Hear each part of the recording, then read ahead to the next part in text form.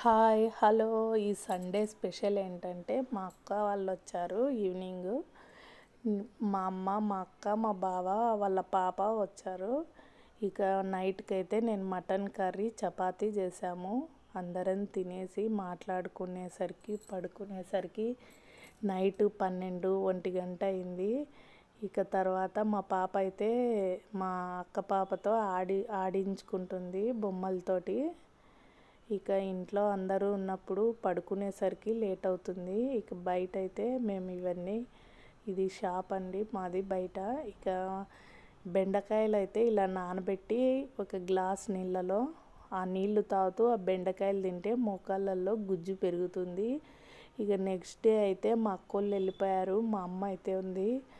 పులగము వంకాయ కూర చేసాము. అది అటు ఇటు సరిపోనట్టుగా ఉంటే ఈ శనగపిండి బోండాలు అయితే వేసుకున్నాము. సాయంత్రము చల్లటి వాతావరణంలో ఆ అన్నము వంకాయ కూరతో పాటుగా ఈ శనగపిండి బజ్జీలు అయితే చేసుకున్నాము. కొబ్బరి పాలు ఎక్కువ ఉంటే కొబ్బరి నూనె తీసాను.